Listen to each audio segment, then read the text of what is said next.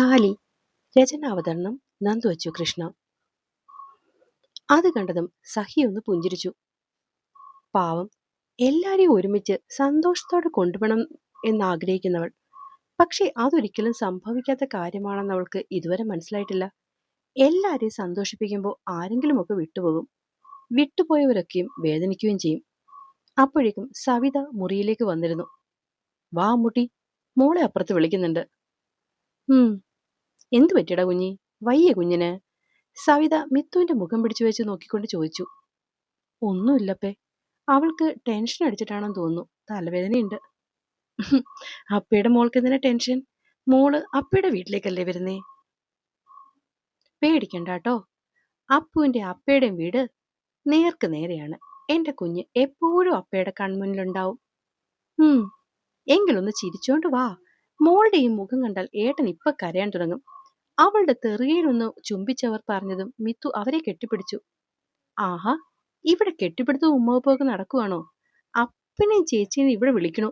വാ ചേച്ചി. ദേവൂട്ടൻ അവളുടെ കയ്യും പിടിച്ച് ഹാളിലേക്ക് നടന്നു.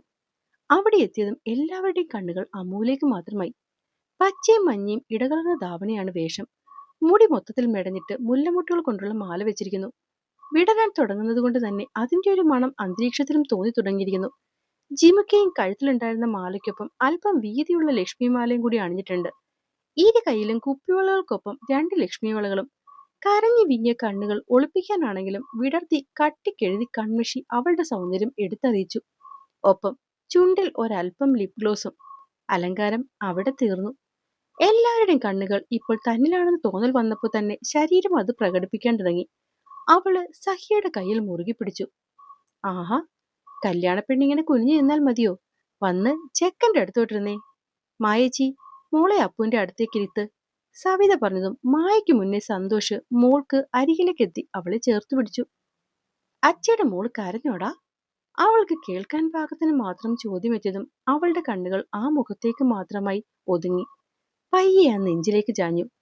അയാൾ അത് കണ്ട് നെറിയിലൊന്ന് ചുംബിച്ച് അവളെ പിടിച്ച് സോഫയിലേക്കിരുത്തി. അയ്യോ ചേട്ടാ, അവിടെയല്ല, ഇവിടെ. സവിതയുടെ ആ വിളിയിലാണ് സന്തോഷും മിത്തുവും അടുത്തിരിക്കുന്ന ആളെ നോക്കിയത്. ശ്രീ, മെറൂൺ ടീഷർട്ടും ജീൻസും. സോറി, ഞാൻ. അതൊന്നും കുഴപ്പമില്ല, അപ്പു ശ്രീയും ഒരേ കളർ ഷർട്ടല്ലേ? ആ, അതാണ്. ഞാൻ മോളെ നോക്കിക്കൊണ്ട് നിന്നെ ശ്രദ്ധിച്ചില്ല. സന്തോഷം മോളെ എഴുന്നേൽപ്പിക്കാൻ നോക്കിയതും കാല് പാവാടയിൽ തട്ടി അവൾ ഒന്നുകൂടി സോഫയിലേക്ക് ഇരുന്നു പോയി. ദേവാ. ശ്രീ അവളെ പെട്ടെന്ന് താങ്ങി. കാല് കുരുങ്ങി. ശ്രീയെ നോക്കിയത് പറഞ്ഞതും അവൻ എഴുന്നേറ്റ് കൈകൾ അവൾക്കായി നീട്ടി. ഇടത് കൈയാൽ അവനെ പിടിച്ചെഴുന്നേൽക്കാൻ തുടങ്ങിയതും വലത് കൈയിൽ അവളെ അപ്പു പിടിച്ചുയർത്തി കഴിഞ്ഞിരുന്നു. മിത്തുവിന്റെ കണ്ണുകൾ അവനുമായി കോർത്തു. വലിയ ഭാവവ്യത്യാസമൊന്നും അവിടില്ല. ശ്രീ പതിയെ അവളിൽ നിന്നും കൈമാറ്റി. അപ്പുവിൽ മാത്രം മിഴിയുടക്കിയവൾ അതറിഞ്ഞതുപോലുമില്ല. രണ്ടുപേരും മുന്നിലെ സോഫയിലേക്കിരുന്നു. മിത്തുവിന്റെ കണ്ണുകൾ അപ്പുവിൽ മാത്രമായി ചുരുങ്ങി. ചുണ്ടിൽ ഒരു പുഞ്ചിരി മറ്റുള്ളവർക്ക് വേണ്ടി ഫിറ്റ് ചെയ്ത പോലെയുണ്ട്. ഇങ്ങോട്ടൊരു നോട്ടം പോലുമില്ല. കണ്ണുകൾ അറിയാതെ നിറങ്ങാൻ തുടങ്ങിയതും ദുപ്പട്ടയിൽ തെരി പിടിച്ചിരുന്ന കൈ ആ വിരലുകളാൽ കോർത്തു കഴിഞ്ഞിരുന്നു. നെഞ്ചൊന്ന് ഏങ്ങി. ഇനിയും കണ്ണു നിറയ്ക്കല്ലേ. അത്രയും മതിയായിരുന്നു അവൾക്ക്. ചിരിച്ചുകൊണ്ട് അവരെ നോക്കിയിരുന്ന ഒരു നെഞ്ചകവും ആ നിമിഷം ഇടയ്ക്കുന്ന താളം തെറ്റിയിടിച്ചു. പക്ഷെ അപ്പോഴും അതൊരു തിരിച്ചറിവായി അവനിലെത്തിയില്ല. അപ്പോ കാര്യങ്ങളൊക്കെ തീരുമാനമായ സ്ഥിതിക്ക് ഡേറ്റ് എടുത്തേക്കുന്നത് എന്നാണെന്ന് പറയാം. എല്ലാരും അപ്പുവിന്റെ അച്ഛന്റെ കയ്യിലെ പേപ്പറിലേക്ക് നോക്കി. ഒരു സെക്കൻഡ്, പറയല്ലേ. എല്ലാരും ഒന്ന് നിന്നു. സതീഷ്, അവനിപ്പോ നിർമ്മലയുമായി ഹോസ്പിറ്റലിൽ നിന്ന് വന്നു കാണും. അവനെ കൂടി വിളിച്ചിട്ട്. എല്ലാരും സന്തോഷിനെ നോക്കി ചിരിച്ചുകൊണ്ട് തലയാട്ടി. അപ്പോഴേക്കും ദേവൂട്ടൻ ലാബിൽ സതീഷിനെ വിളിച്ചു കഴിഞ്ഞിരുന്നു. ഞങ്ങൾ അങ്ങോട്ട് വിളിക്കാൻ തുടങ്ങായിരുന്നു കേട്ടോ. ഡേറ്റ് എടുത്തോ? കാള് കണക്ട് ആയതും ആദ്യ ചോദ്യം അതായിരുന്നു. നീ വരാതെയോടാ? സന്തോഷിന്റെ ചുണ്ടിലെ പുഞ്ചിരിയിലധികം ആ കണ്ണുകളിലെ നീർത്തിളക്കമായിരുന്നു സതീഷ് അപ്പോൾ കണ്ടത്. അയാളൊന്ന് ചിരിഞ്ഞു. നിസ്സഹായതയുടെ ഏറ്റവും മനോഹരമായ ആവിഷ്കാരം.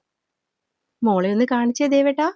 നിർമ്മല പറഞ്ഞതും അവൻ ലാപ്പ് മിത്തുവിന് നേരെയും അപ്പുവിന് നേർക്കുമാക്കി. എളയമ്മയുടെ കുട്ടി സുന്ദരിയായിട്ടുണ്ടല്ലോ. അപ്പൂട്ടാ നീയൂട്ടോ. ശരിക്കും സീതാരാമന്മാരെ പോലെ തന്നെയുണ്ട്. സത്യമായിരുന്നു, സീതാരാമം. അപ്പോ സമയം കളയുന്നില്ല. 3 ഡേറ്റ് ഉണ്ട്. ആദ്യത്തേത് 1 മാസം. അടുത്ത ശരിക്കും പറഞ്ഞാൽ ഇന്ന് കൂട്ടി 25 ദിവസം കഴിഞ്ഞിട്ട്. പിന്നൊന്ന് 3 മാസം കഴിഞ്ഞ്. അത് കഴിഞ്ഞാൽ പിന്നെ 8 മാസം കഴിഞ്ഞിട്ടേ ഉള്ളൂ കേട്ടോ. അയാള് എല്ലാരെയും ഒന്ന് നോക്കി. നമുക്ക് 3 മാസം കഴിഞ്ഞുള്ള മുഹൂർത്തം എടുക്കാം. അപ്പോ മോളുടെ എക്സാം ഒക്കെ കഴിഞ്ഞ് അവള് ഫ്രീ ആകുമല്ലോ. സന്തോഷ് എല്ലാരെയും നോക്കിയാണ് ചോദിച്ചത്. പരസ്പരം എല്ലാരും അങ്ങോട്ടും ഇങ്ങോട്ടും നോക്കി. അത് വേണ്ടെങ്കിൽ നമുക്ക് അവസാനത്തെ മുഹൂർത്തം എടുക്കാം. ആ അഭിപ്രായം ഏകദേശം ഉറപ്പിക്കാൻ പോകുന്നു എന്നറിഞ്ഞു തോന്നിയതും അപ്പു എഴുന്നേറ്റ് നിന്ന് പറഞ്ഞു. അവനെ കേട്ടതും എല്ലാരും ശരിക്കും പറഞ്ഞാൽ ഞെട്ടിപ്പോയി.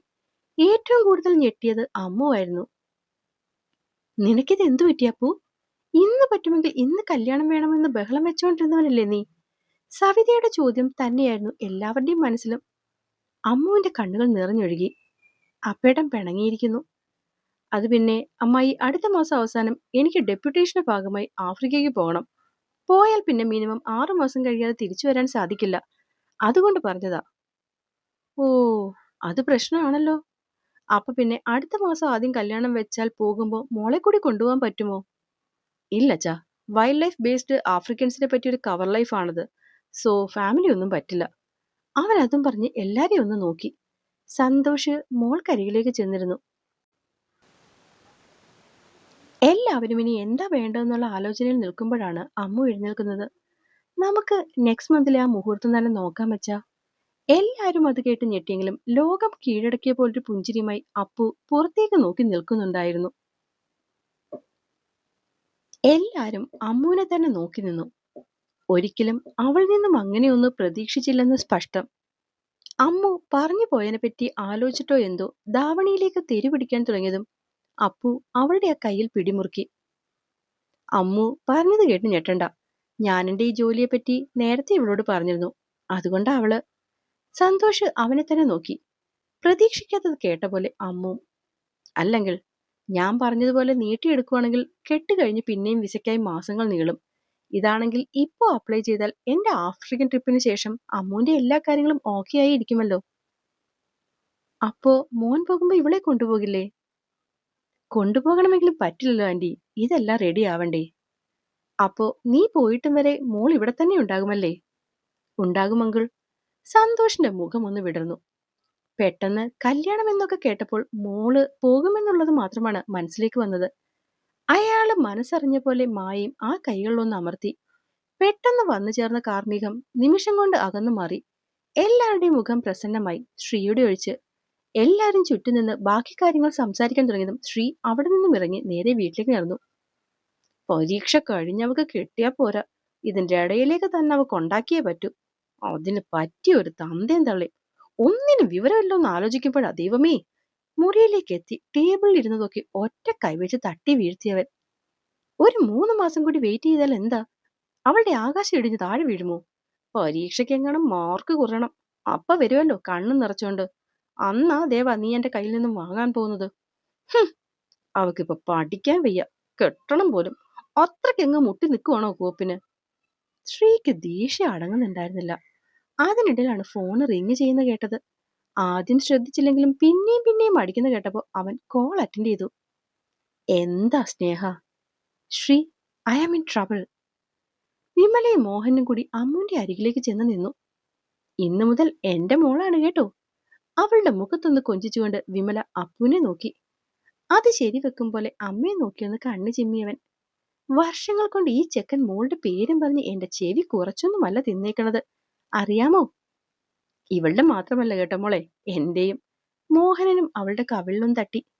വല്ലാത്ത വട്ടായിരുന്നു ഇവന്. ഇന്നത്തോടെ ഇത് തീർന്നല്ലോ എന്ന് ആലോചിക്കുമ്പോഴാ എനിക്കൊരു സമാധാനം. വെറുതെയാ മോഹനേട്ടാ, മിക്കവാറും ഇന്ന് തൊട്ട് അത് കൂടാനാ സാധ്യത. ഈ അച്ഛനും അമ്മയും രണ്ടൂടെ എന്റെ പെണ്ണിന്റെ മുൻപിൽ എന്റെ വില കളയും. മതി മരുമോളുടെ അടുത്ത് എന്റെ കുറ്റം പറഞ്ഞു കൊടുത്തത്. പോയേ പോയേ പോയി കുടുംബക്കാരോടൊപ്പം ഇരുന്ന് നാളെ തന്നെ എന്റെ പെണ്ണിനെ എനിക്ക് കിട്ടാനുള്ള മാർഗം അന്വേഷിച്ചേ. ആഹാ, ഇപ്പൊ അങ്ങനായോ? നീ അല്ലടാ 1 കൊല്ലം കഴിഞ്ഞ് കെട്ടുമതി എന്ന് പറഞ്ഞത്. ഞാൻ അങ്ങനെ പലതും പറയും, വെറും ജാട. പക്ഷെ കാര്യം ഞാൻ ഉദ്ദേശിച്ച പോലൊക്കെ തന്നെ നടന്നല്ലോ. ദേ അച്ഛാ, താൻ പാതി ദൈവം പാതി എന്നാ. ഞാൻ എന്റെ ഭാഗം ക്ലിയർ ആക്കി. ഇനി അച്ഛനും അമ്മയും കൂടി നിങ്ങളുടെ ജോലി ചെയ്തേ. പോയേ പോയേ, ഇവിടെ നിന്ന് ഇറങ്ങി പോയേ.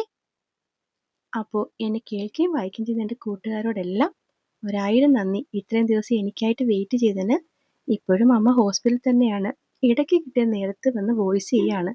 അപ്പം എല്ലാവരോടും ഒരിക്കൽ കൂടി നന്ദി.